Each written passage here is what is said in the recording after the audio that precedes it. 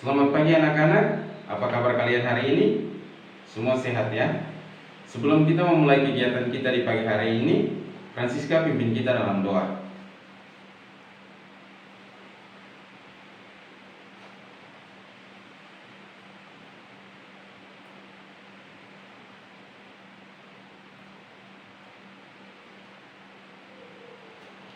Baik, terima kasih Francisca. Hari ini ada yang tidak masuk? Oh, 2 orang siapa? Oh, Fani dan Elvia.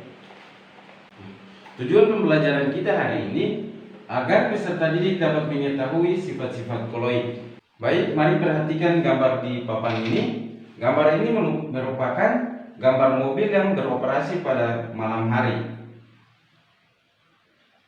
Nah, garis panjang ini merupakan cahaya mobil, cahaya dari sorot mobil. Dan garis yang putus-putus ini merupakan kabut yang terkena cahaya dari mobil. Nah, kira-kira gambar ini ada hubungannya dengan pembelajaran kita hari ini tidak?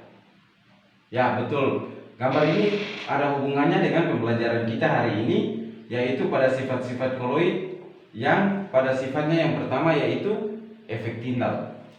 Sifat-sifat sistem koloid dibagi menjadi 7 bagian. Yang pertama yaitu efek Tyndall. Nah, pada efek Tyndall ini merupakan penghamburan cahaya yang dilakukan oleh partikel-partikel koloid. Contohnya seperti lampu sorot pada malam hari tadi. Ya, cahaya mobil yang tadi Pak Guru sudah gambarkan itu merupakan salah satu contoh dari efek Tyndall. Yang kedua adalah gerak Brown. Telah disebutkan tadi dalam efek Tyndall bahwa partikel koloid dapat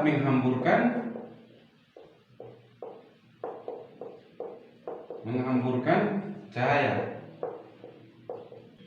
Jika kita amati dengan mikroskop ultra, akan terlihat partikel koloid yang terus bergerak dengan gerak patah-patah atau yang sering dikenal dengan gerak zigzag.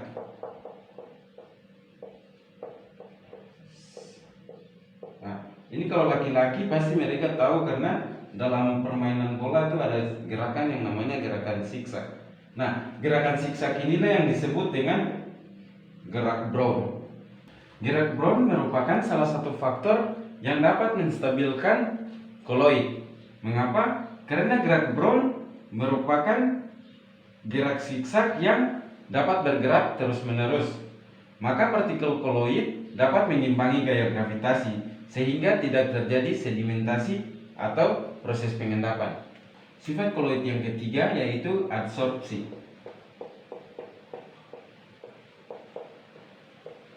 Adsorpsi merupakan penyerapan ion atau molekul pada permukaan koloid. Nah, contohnya seperti pemakaian deodoran pada ketiak atau penyembuhan sakit perut dengan menggunakan serbuk karbon atau yang kita kenal dengan norit. Contoh lainnya yaitu proses pemurnian air tebu dan proses penjernihan air minum. Sifat koloid yang keempat adalah elektroforesis.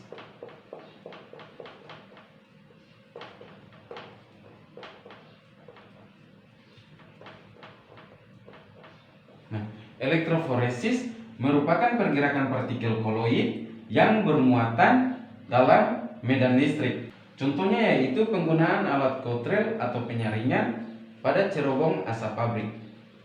Sifat koloid yang kelima yaitu koagulasi.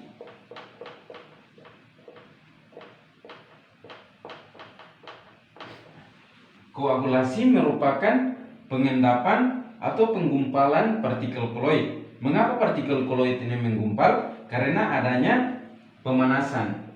Yang pertama yaitu pemanasan. Nah, pemanasan ini contohnya seperti ketika telur itu dipanaskan, maka telur itu akan menggumpal. Yang kedua yaitu penambahan.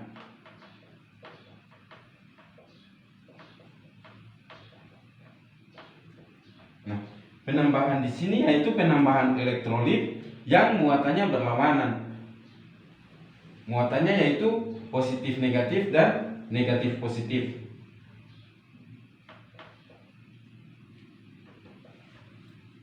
Contohnya seperti pembentukan delta di muara sungai, penjernihan air dengan menggunakan tawas biasanya dilakukan pada kolam renang. Nah, penggumpalan darah juga termasuk dalam contoh koagulasi. Sifat koloid yang keenam yaitu dialisis.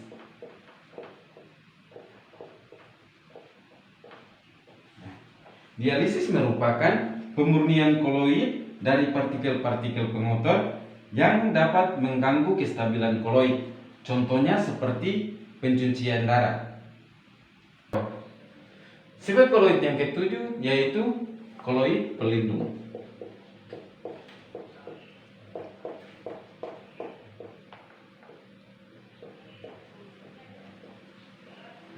Sama seperti manusia, koloid juga perlu dijaga agar tidak rusak. Nah, fungsi dari koloid pelindung ini untuk membungkus partikel saat terdispersi, sehingga tidak dapat lagi mengelompok. Contohnya seperti pada pembuatan es krim menggunakan gelatin. Mengapa mereka menggunakan gelatin? Karena untuk mencegah pembentukan kristal besar es atau gula. Nah, contoh lain seperti cat. Mengapa cat itu tahan lama? Karena sudah dicampurkan dengan koloid pelindung agar cat itu tahan lama. Ya, hari ini kita sudah belajar tentang sifat-sifat koloid. Nah, sifat-sifat koloid ada berapa? Ya, betul, ada 7. Yang pertama, efek Tyndall.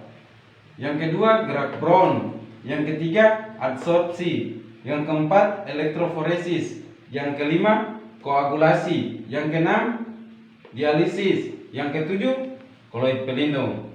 Ya, ini merupakan sifat-sifat dari sistem koloid. Contoh dari efek Tyndall tadi seperti apa? Ya, betul. Seperti sorot lampu mobil pada malam yang berkabut. Nah, kalau koagulasi? Ya, betul, penjernihan air dengan menggunakan tawas. Sekian pembelajaran kita hari ini. Sebelum kita pulang, kemarin kan ketua kelas sudah pimpin doa. Hari ini wakil ketua kelas yang pimpin kita doa untuk pulang.